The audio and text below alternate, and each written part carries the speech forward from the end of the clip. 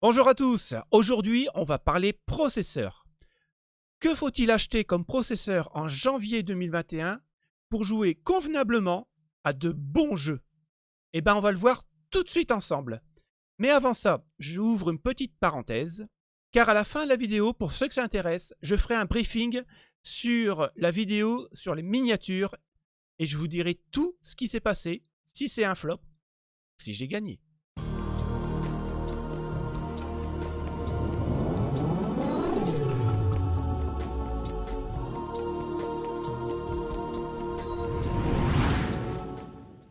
Donc mon premier choix, moi, ça va se porter sur le i3 9100F. Tout simplement parce qu'il est cadencé à 3,6 Go.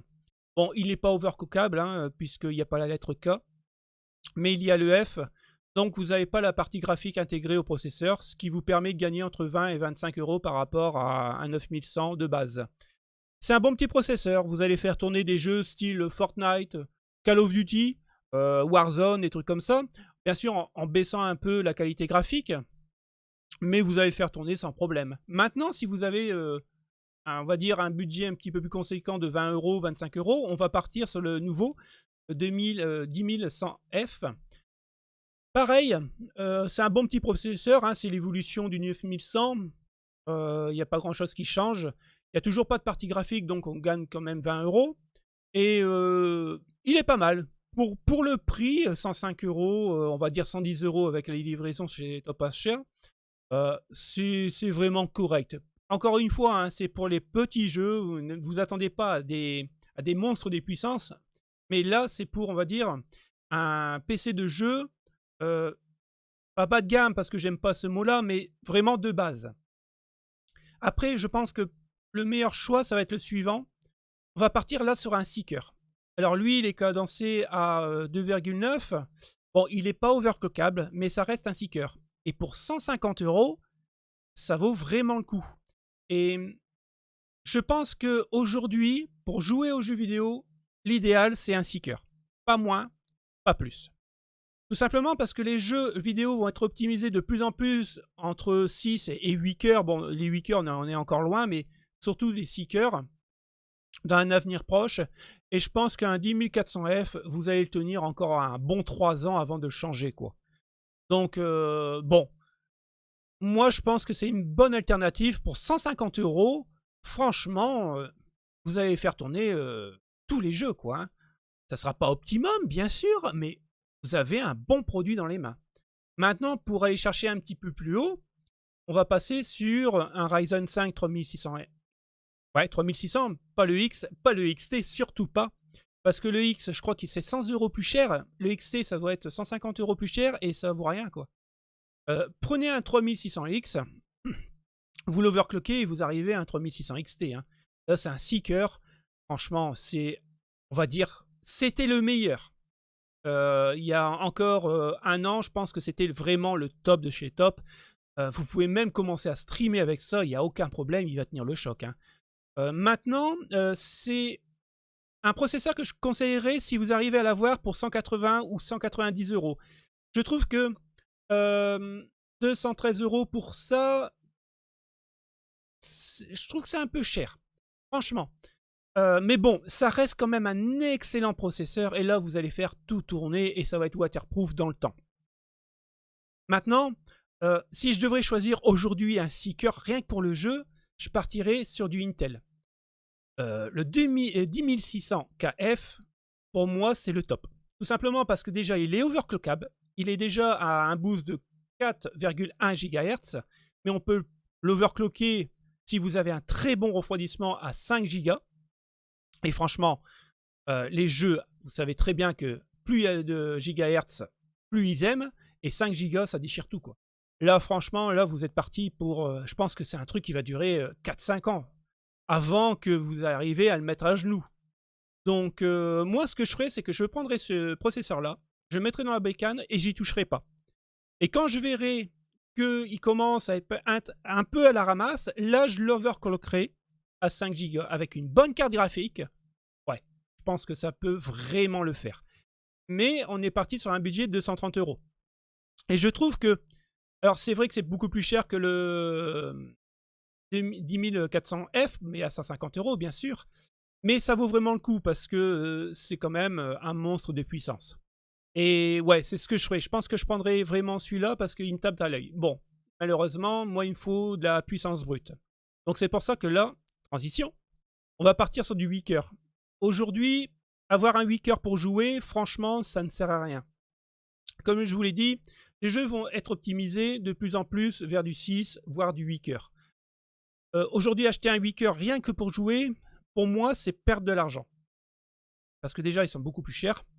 Et si vous achetez un weaker, c'est parce que vous en avez besoin. Vous êtes youtubeur, vous streamez, vous avez besoin d'encoder des vidéos. Là, à la rigueur, oui. Et c'est pour ça que j'ai changé mon 3300X. Parce que sinon, dans les jeux, il tournait très très bien. Mais quand j'enregistrais ou j'encodais une vidéo, je mettais quasiment à terre. J'étais à 95% de ce qu'il pouvait me donner. Et bon, je mettais quasiment 45 minutes à encoder une vidéo. Tandis qu'aujourd'hui, avec mon 3700X, je mets un quart d'heure, voire 12 minutes. Et il tourne à 35%. Donc, il y a vraiment une différence. Mais pour jouer, non, j'ai pas ressenti d'évolution. J'ai pas gagné plus de FPS et je suis pas devenu meilleur à Call of Duty parce que j'ai un 3700X. Mais le 10700 KF, c'est un gros processeur. Là, c'est pareil. Dans le temps, vous allez tenir beaucoup plus loin qu'un Seeker, ce qui est logique aussi. Mais c'est un coût. Donc, c'est à vous de voir ce que vous voulez faire. Si vous voulez mettre une grosse carte graphique derrière, je vous dirais, partez plutôt sur un weaker, ça c'est sûr. Après, pour l'équivalent, on a le 3700X. Là, c'est un weaker, mais le gros problème, c'est que il est assez ancien, c'est ce que j'ai. Hein. Il est assez ancien et il est toujours à 290 € et ça, c'est un peu chiant. Moi, je l'ai trouvé à 198 € en Allemagne sur Amazon. C'est un reconditionné.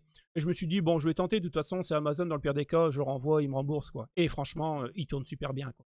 J'en suis super content.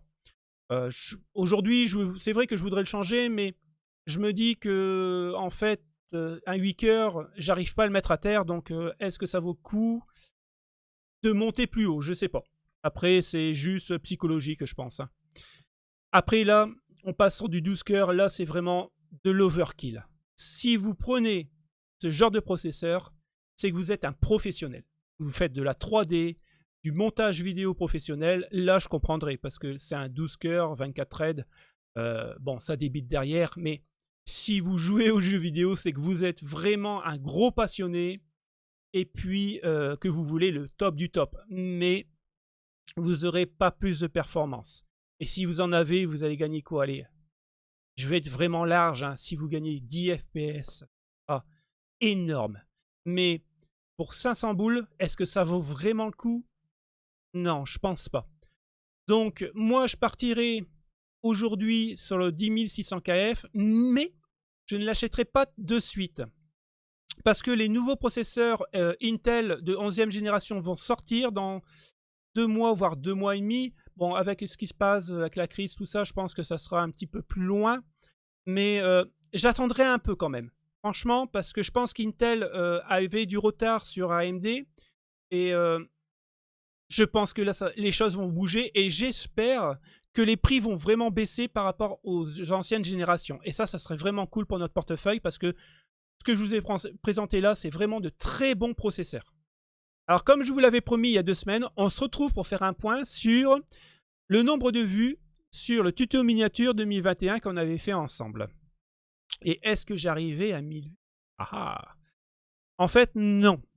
Mais je vous dirai ça un petit peu plus tard. Par contre, on a gagné 4 abonnés. Je vous rappelle, j'ai ouvert la chaîne le 1er janvier 2021. Donc, le tuto miniature, c'était la 2e vidéo que je faisais sur la chaîne.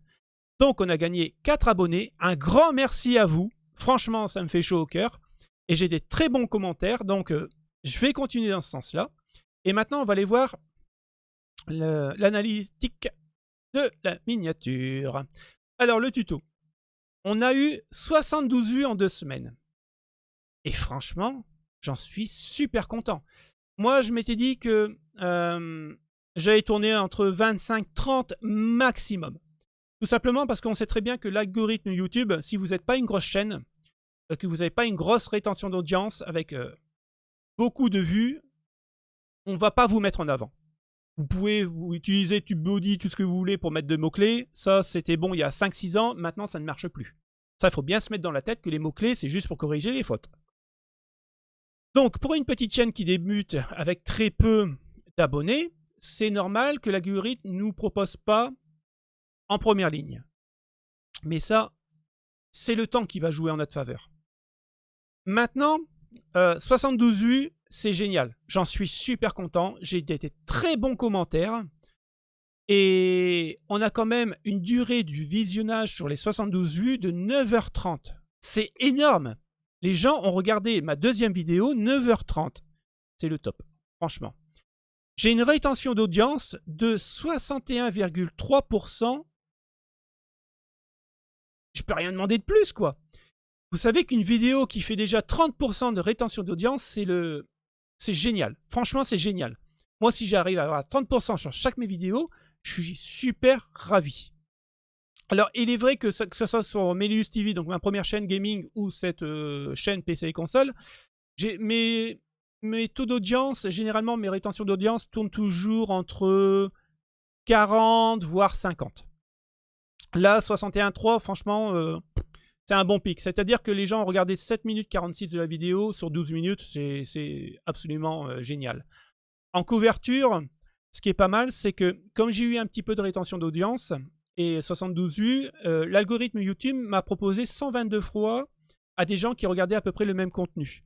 Et sur les 122, j'ai eu 22 vues générées. Ce qui m'a permis de gagner 2h27 de visionnage.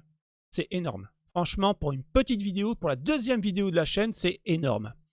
Donc, je suis vraiment content. Je ne m'attendais pas à 1000 vues. Je pense que je les aurai, mais dans plusieurs mois. Parce que ça va être une vidéo, on va dire, qui va se regarder toute l'année jusqu'en 2022, quoi. En 2022, j'aurai juste à changer le titre vidéo 2022 et je rebalance la même chose. Ça sera, de toute façon, il n'y a rien qui va changer. Mais j'avais fait une petite publicité sur mon compte Facebook de Melius TV. J'ai eu que 3 personnes qui ont regardé. Donc, c'est pas ça qui a fait changer énormément de choses. C'est que la vignette, avec la couleur, bon, je l'aime toujours pas, hein, mais avec la couleur, je pense que ça a attiré l'œil des gens. Donc, j'en suis super content.